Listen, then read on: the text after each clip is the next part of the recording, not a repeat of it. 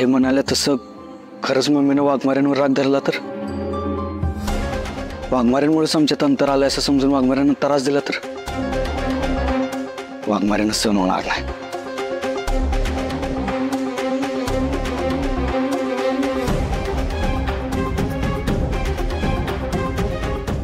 मेहंदीवाल्या पोरीनं माझ्या सोनाच्या हातावर एकदम सुंदर मेहंदी काढा बरं का, तिच्यापेक्षा पण सुंदर.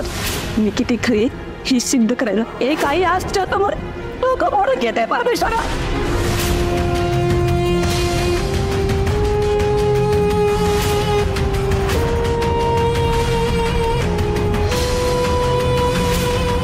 वाघमारींना त्रास होऊ नये म्हणून मम्मीशी वरवर बोलायला सुरुवात करायला काय हरकत नाही.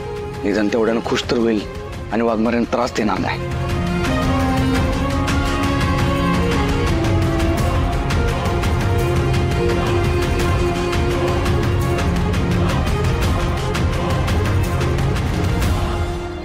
समजा मम्मी साहेबांनी या सगळ्यासाठी मंजूला जबाबदार धरून तिच्यावर राग काढला तर चालणार आहे तुम्हाला?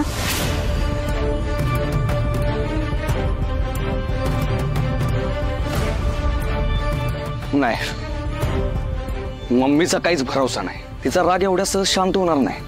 काय बी करून ती वाघमाऱ्यांना त्रास देणारच.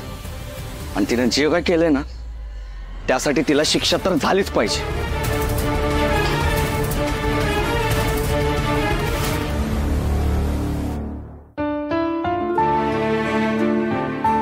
सत्या,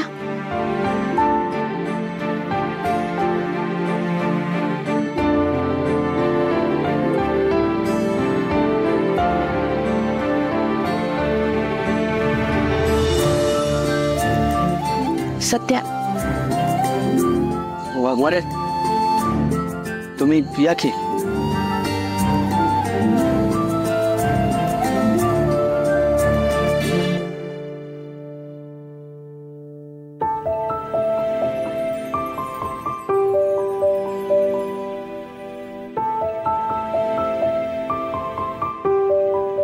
सत्या, ते कडू बर्फी मम्मी साहेबांनी बी खाल्ले ना, स्वतःला शिक्षा द्यायची म्हणून, आणि तरी बी तू त्यांना माफ केलं नाहीस.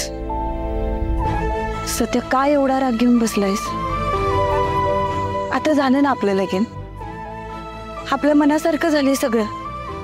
मग सगळे विसरून कधी माफ करणार आहेस त्यांना? किती दिवस असं आबोला धरून ठेवणार आहेस?